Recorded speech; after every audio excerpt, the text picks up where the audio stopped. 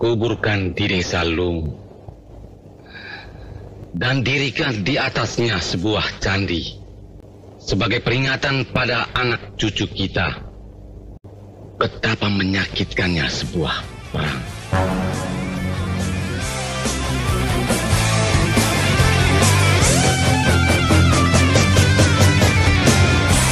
Langkahkan kaki, tundukkan kepala saat ku harus mengaku kalah.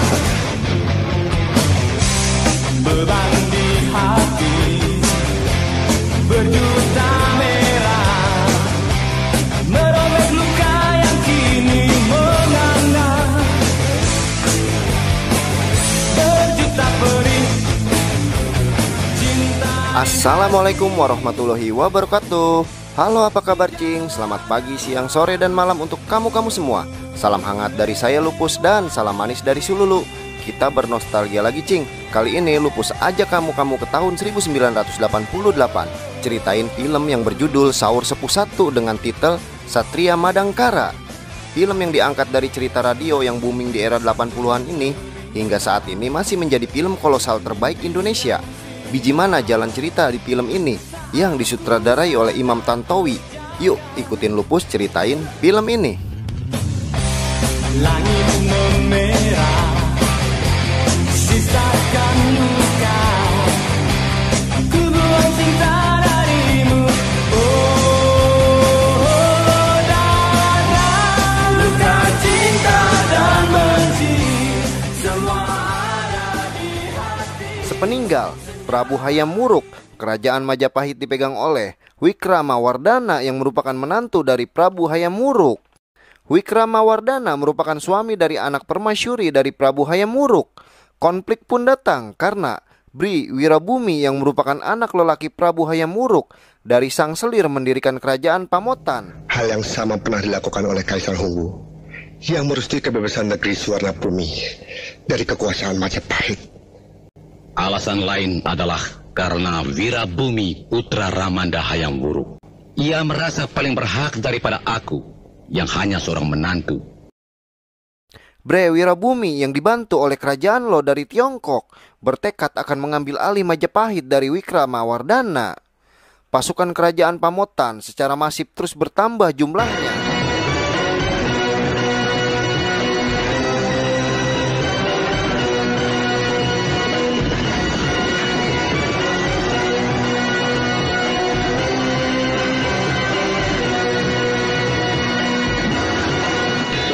Hanya menyengsarakan, mematikan perdagangan dan memiskinkan rakyat. Saatnya sudah dekat. Tahu? Kongsi. Wirabumi menguasai Majapahit.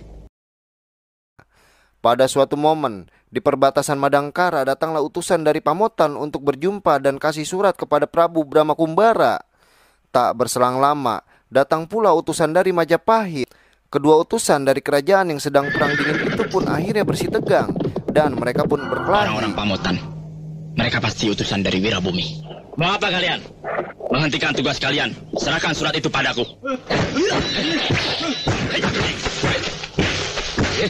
Untung saja dari angkatan bersenjata Madangkara sedang patroli dan mereka pun mendamaikan kedua utusan tersebut.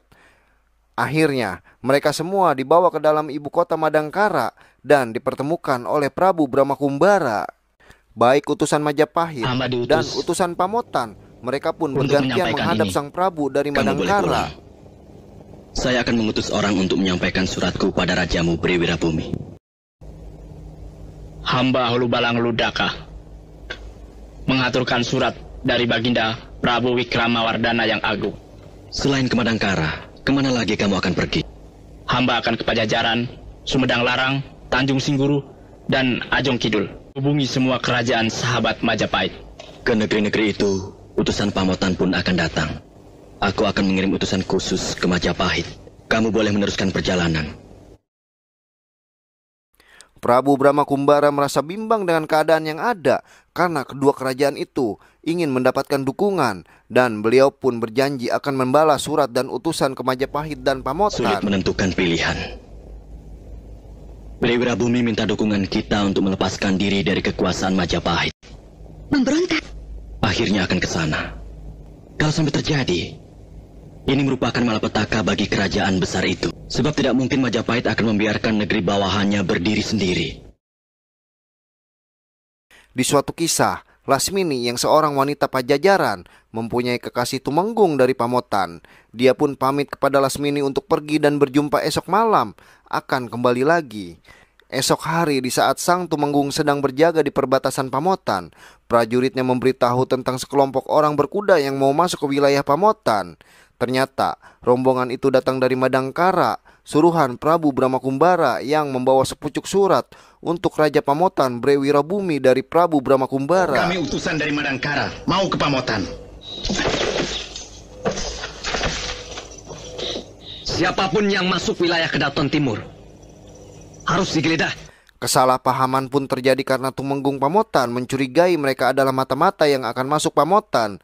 Jadi mereka menyuruh prajuritnya untuk menggeledah semua bawaan utusan itu, dan surat itu harus diserahkan kepadanya biar dia yang akan antar langsung kepada Bre Wirabumi.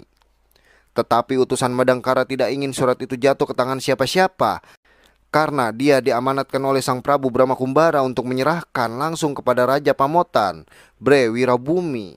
Pada akhirnya, karena negosiasi gagal antara utusan Madangkara dan prajurit Pamotan, akhirnya mereka pun berperang.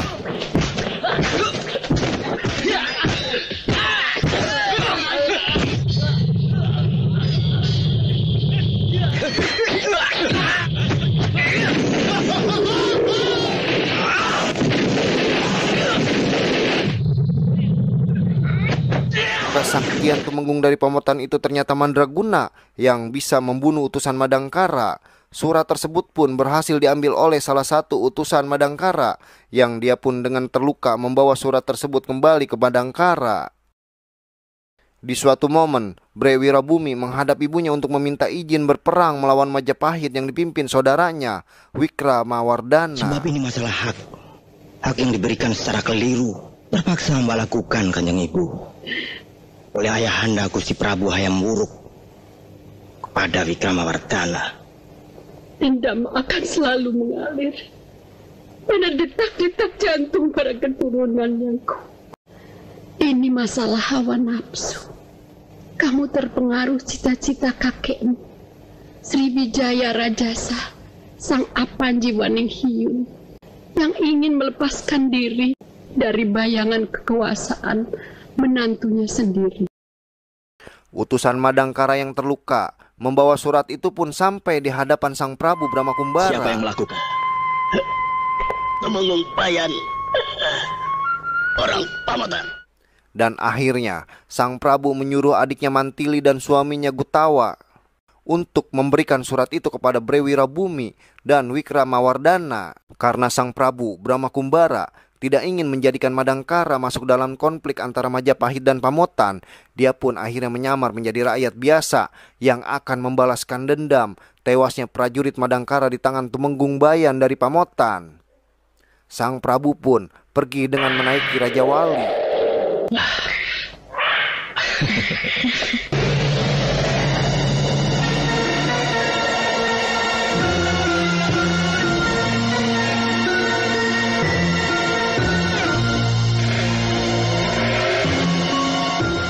Mantili dan sang suami Gutawa yang mendapatkan tugas negara Madangkara dalam pengembaraannya menuju Majapahit mendapat pengawasan yang ketat dari desa terluar Pamotan. Ketika mereka di siang hari melanjutkan perjalanannya, banyak prajurit Pamotan yang menghalang di perbatasan. Sikap prajurit Pamotan yang songong dan kurang kooperatif membuat Mantili dan Gutawa kehabisan kesabaran, dan akhirnya mereka pun meladeni tantangan berkelahi para prajurit Pamotan itu.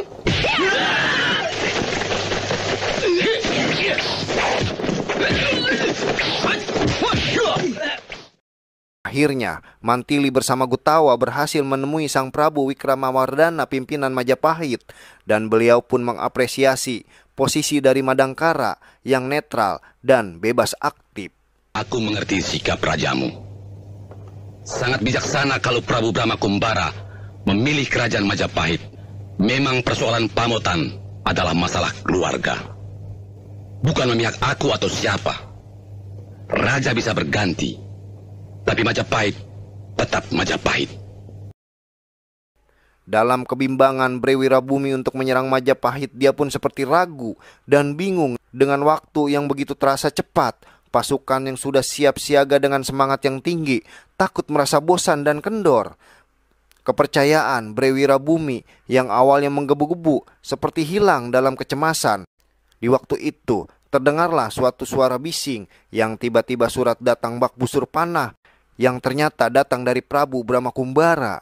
Lodaya, urus bawahanmu. Tumenggung Bayan. Baik, Gusti Prabu. Kenapa Kakang Brahma sudah sampai di sini? Aku sudah mengirim surat pada Prabu Wirabumi Kakang Brahma sudah menghadap Raja Pamotan untuk mempertanggungjawabkan perbuatan Tumenggung Bayan. Besok aku akan tunggu kedatangan Tumenggung Bayan, Dutan Tarik. Hanya suratku yang kukirim. Panglima perang dari Pamotan pun langsung datangi kediaman Tumenggung Bayan yang harus bertanggung jawab atas keteledorannya, dan Tumenggung ditantang adu kesaktian melawan utusan dari Madangkara. Kamu sudah membunuh utusan dari Madangkara. Ini bisa menyebabkan ketersinggungan rajanya, dan usaha untuk mencari dukungan dari negara lain akan gagal. Sekarang kamu ditantang oleh utusan pribadi Raja Madangkara untuk adu kesaktian.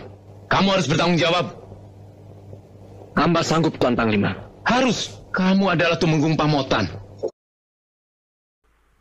Di lain kisah, Mantili dan Gutawa yang utusan Madangkara sedang menghadap Prabu Bre Wirabumi, yang ternyata isi suratnya itu tidak memuaskan jawaban dari Madangkara untuk Pamotan karena Madangkara dalam posisi yang bebas aktif dan netral. Dengan kepercayaan tinggi, Tumenggung Bayan mendatangi hutan dan melayani tantangan utusan khusus dari Madangkara. Tumenggung Bayan pun tidak menyadari bahwa yang dihadapinya adalah Sang Prabu Brahma Kumbara, raja dari Madangkara.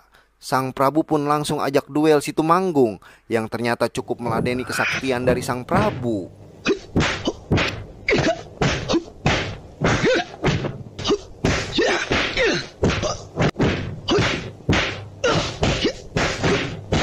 Ilmu kedirjayaan yang dimilikinya cukup tinggi. Ya.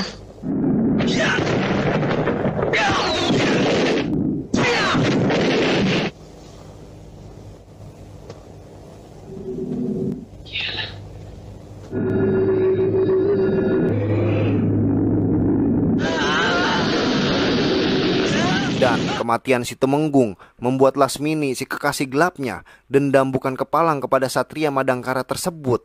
Dia pun mempengaruhi si Mata Setan yang merupakan sahabat dari Tumenggung Bayan untuk membalaskan dendamnya. Dan dalam prosesi pemakaman Tumenggung Bayan, Lasmini pun hadir dari kejauhan. Pada suatu ketika mereka Brahma Kumbara mendapat surat tantangan dari Lasmini. Brahma Kumbara pun mendatangi tantangan itu. Ketika Brahma Kumbara mendekat kepada Lasmini dengan cool dan gagah membuat Lasmini terpesona pada pandangan pertama. Lasmini pun terkejut. Orang yang telah membunuh kekasihnya itu sangat mempesona. Lasmini pun setengah menggoda dalam berkelahi menghadapi Brahma Kumbara.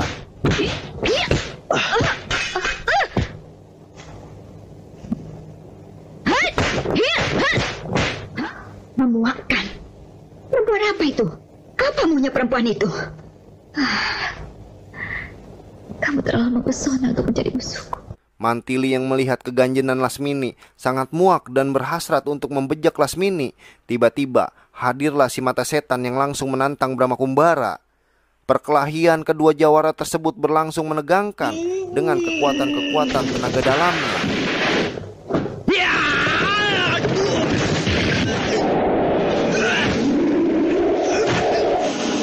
Ajian Sanjing.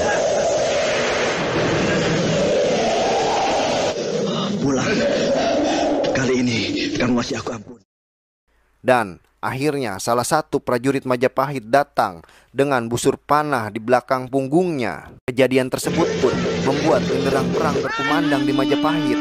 Semua pasukan baik darat, laut, dan udara telah dipersiapkan. Majapahit pun berstatus siaga perang yang para prajuritnya sigap mempersiapkan semua peralatan tempur.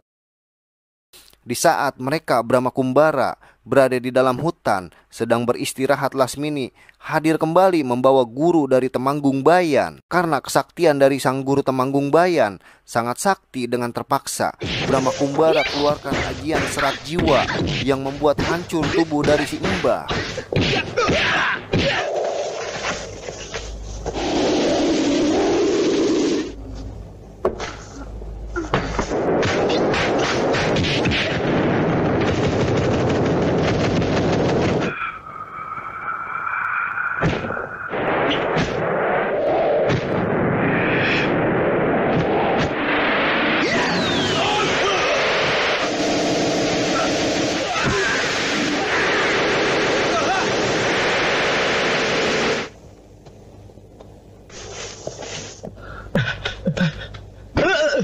Kemana orang-orang itu? Guru Lasmini membawa lari teman-teman Tuan. Kemana? Ke Bukit Kalam.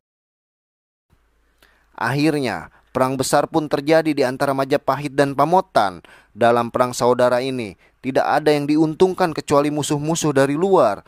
Majapahit yang mempertahankan nama besar sebuah kerajaan, sedangkan Pamotan yang ingin menggulingkan dinasti kerajaan Majapahit. Di antara perang tersebut hanya menyisakan dendam yang berlanjut di antara anak bangsa. Mereka pun berperang dari pagi-pagi buta hingga larut malam. Ketegangan pun terjadi di dalam istana Pamotan. Bre Wirabumi tak menyangka banyak kerajaan di sekitar yang awalnya akan membantu Pamotan, tetapi mereka berkhianat dan membantu Majapahit. Pasukan Pamotan pun terkepung dari berbagai penjuru, yang akhirnya mereka pun kalah dalam berperang. Bre Wirabumi beserta para penduduk dan pasukannya sudah siap akan pergi dan mengungsi dari Pamotan, karena pasukan Majapahit akan segera tiba di Pamotan.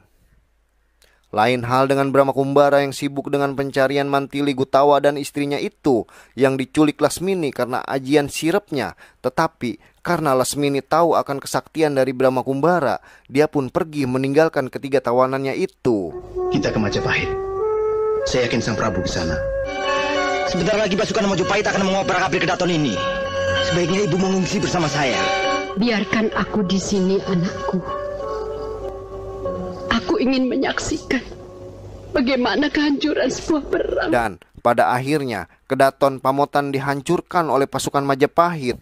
Mereka pun terus kejar pasukan yang membawa Bre Wirabumi kabur. Sampai akhirnya Bre Wirabumi dapat dikepung dan dipenggal kepalanya. Ketika kepala Bre Wirabumi telah sampai di Majapahit, Prabu Wirakmawardhana menyuruh untuk menguburkan kepala Bre Wirabumi yang di atasnya didirikan sebuah candi sebagai pertanda untuk anak cucu tentang sakitnya perang saudara. Selesai filmnya. Oke Cing, terima kasih ya udah sempetin nonton sampai kelar. Dan bagaimana tentang Brahmakumbara dalam pencariannya itu, ntar dilanjut lagi ya di dalam Sahur Sepu 2. Ditunggu ya.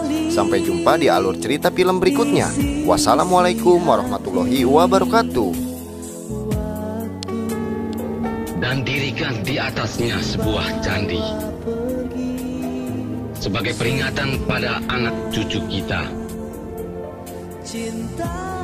betapa menyakitkannya sebuah perang.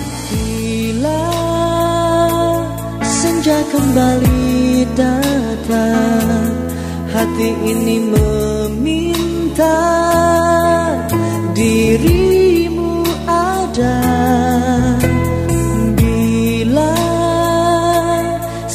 Itu terulang, diriku dan dirimu usaikan malam bila